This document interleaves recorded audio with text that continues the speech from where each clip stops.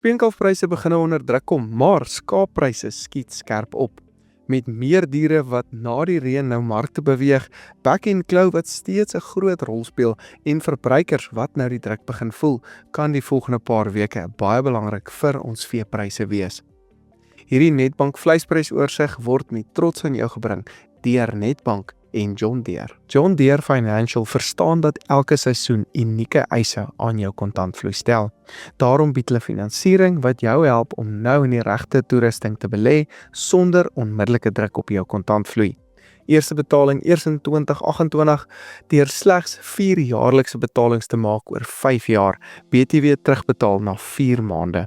Deposito volgens kredietaanvaarding. Dis die ideale tyd om jou boerdery met die krag en akkuraatheid van John Deere 9R toe te rus. Aanbod geldig tot 31 Augustus 2026.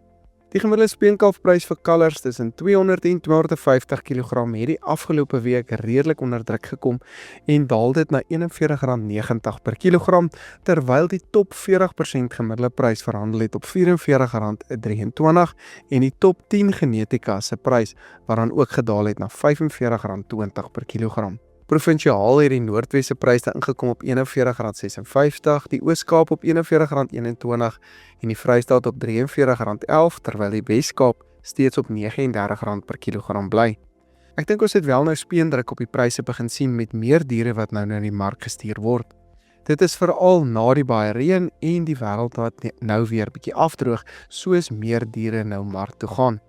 Mei en Junie maand is dan tradisioneel die swakste 2 maande vir kalfpryse in 'n jaar en kan ons dus sien dat pryse dalk nog bietjie kan daal nou. Maar bygesê, ek dink steeds ons gaan hoër pryse handhaaf as vorige jare met minder diere beskikbaar as ook hoër vraag van 'n voerkraale wat steeds onder kapasiteit is. Ek dink ook dat back and claw die speenpersentasies dalk negatief beïnvloed het, wat ook bygedra het tot die minder diere en dus kalfpryse wat steeds op 'n hoër vlak as laas jaar die tyd is. Die nasionale AT3 slagpryse het laasweek baie sywaarts gebly en staan tans op R62 per kilogram met die C-graad prys opwaarts na R57.25. Dis nou natuurlik die nasionale gemiddelde prys uitgesluit die Noord-Kaap, waar die AT3 prys steeds rondom R56 tans verhandel. Ek verwag steeds nie enige vuurwerke vir slagpryse oor die kort termyn nie, veral as ons laer verbruikersvraag dan ook nog in ag neem. So verwag ek sywaarts tot bietjie laer pryse oor die volgende 2 tot 3 maande. Ons sien nou al meer tekens van verbruikers wat die belde begin stywer vasmaak weens die hoër lewenskostes en brandstofkostes en kan dit dus vraag negatief beïnvloed. Die gemiddelde stoorlandprys skiet op met 7% na R51.99 per kilogram laasweek. Die Vrystaat se prys verhandel op R54.89, die Wes-Kaap op R52.13 en die Oos-Kaap op R49.32. Swaarder slaglammers wat dan meer as 32 kg weeg, staan nou op R54.53 gemiddeld en is dit 'n teken van 'n geweldige tekort aan aanbod op die oomblik, veral vir slaggereede diere. Junie maand is tradisioneel wanneer hierdie pryse dan op sy hoogste elke jaar is, stoorlandpryse spesifiek, en kan ons dus nog ondersteuning sien vir hierdie pryse oor die volgende maand of so. Die A23 slagprys styg ook skerp na R104.33 met die C23 prys nou op R77.50. Die geweldige baie reën in groot produksieareas het verhoed dat baie diere bemark kon word. Boere kan ook in sommige gevalle nie in die veld gekom het nie, so ons sien dat aanbod geweldig geval het laasweek. Die nat toestande veroorsaak ook in baie gevalle dat skape swaar trek en nie noodwendig die gewig aansit soos hulle moet nie. Dalk ook 'n rede hoekom slagpryse nou so skerp gestyg het. Back and claw het nie noodwendige impak op die skaapbedryf gehad tot dusver nie. Ek het soveel navrae al gekry oor mense wat ons graag wil ondersteun en baie van hierdie inhoud hou, maar nie weet hoe om ons video's te like nie. As jy nie by YouTube ingeteken is nie, dan is dit ongelukkig nie moontlik om dit te like nie. Maar as jy ons steeds graag wil ondersteun, kan jy gerus hierdie video op jou WhatsApp groep deel of dit sommer met jou buurman of vriende ook deel. Dit help ons ongelooflik baie. Andersins is jy natuurlik welkom om dit sommer net te geniet. Baie dankie vir julle ondersteuning. Pryse op laasweek se wolveilings het baie sywaarts beweeg met min nuwe nuus wat ons nou in die mark kry. Die RWS 20 mikronprys staan nou op R273 met die nie RWS 20 mikronprys op R253 per kilogram. Die gemiddelde RWS prys in Suid-Afrika staan tans op R271.24 met die algemene indikator nou op R263.96. Die prys in Australië het dan met so 10 sent gedaal na 18,76 Australiese dollar per kilogram. Met al die koste druk wat ons nou wêreldwyd ervaar, begin dit klink asof wolverwerkers ook meer pryssensitief raak, veral vir die duurder, fynner tipe wol. Maar dit beteken nie hulle beweeg heeltemal weg van die wolmark af nie en kyk kopers of hulle nie daar kan wegkom met bietjie goedkoper wol teen laer pryse om sodoende van hierdie koste druk te verlig nie.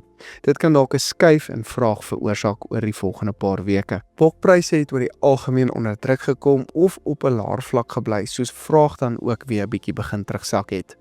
Grootbokpryse bly laag op R29.61, kleinbokke daal na R55.70, mediumbokke daal na R54.80 met bokoeipryse laer op R43.66 per kilogram.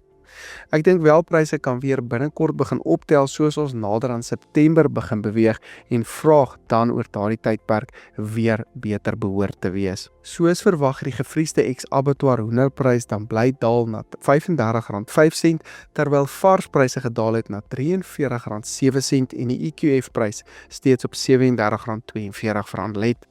Seisonale tendense dui steeds dat pryse 'n bietjie moet daal soos ons nou dieper in die wintermaande in beweeg. As ons kyk na die nuutste eierpryse het die nasionale gemiddelde gegradeerde eierprys dan gestyg laasweek na R24.08 per dosyn, terwyl ongegradeerde eiers gebly het op R18 per dosyn gemiddeld. Varkpryse kom dan verder ongelukkig onder druk met die nuutste spekvarkprys 2.4% laer op R37.18, vleisvarkpryse daal met 2.6% na R37.60, met worsvarkpryse 1% hoër na R29.78. As ek dan na die seisonale tendense kyk van varkvleis, dan behoort hierdie pryse nog te daal en dan hier teen einde Junie moontlik dan sy laagtepunt vir die jaar te bereik. Pryse begin dan gewoonlik weer optel soos ons nader in Augustus toe beweeg en vraag weer bietjie herstel na die kouer maande. So verwag soos ons na die einde van die jaar toe beweeg dat vark weer kan optel. In die voermark het die binnelandse graad 1 lucernprys verhandel op R3.700 per ton, graad 2 lucern op R3.300 en supreme lucern rondom R4.700 per ton. Hier is maar redelik 'n krisis in die chopmark op die oomblik en dalpryse na onder die R2000 merk die afgelope week. 'n Goeie aanduider vir die prys is tans so rondom R1950 per ton, wat nader aan 55% van die mielieprys tans is, waar dit tradisioneel nader aan 80% moet wees. Hier is net twee faktore wat so druk sit op pryse. Baie meer meel word nou gemaal soos die vraag optel oor die tyd van die jaar tradisioneel en dis sien ons baie chop wat dan ook as 'n resultaat in die mark inkom. Dan, tesame met dit, is die voerkrale se vraag ook onder hulle normale vlakke weens back and closure en plaas dit als baie druk op pryse tans en kan choppryse nou nog redelik laag bly oor die nabye toekoms. Oor die korttermyn kan baie van hierdie markte dus steeds sywaarts tot laer beweeg, maar beperkte aanbod behoort steeds sekere pryse dan op beter vlakke as vorige jare te hou. Hierdie Netbank vleis en voerprysoorsig word met trots aan jou gebring deur Netbank en John Deere. Baie dankie dat jy ingeskakel het hierdie week. Sien volgende week.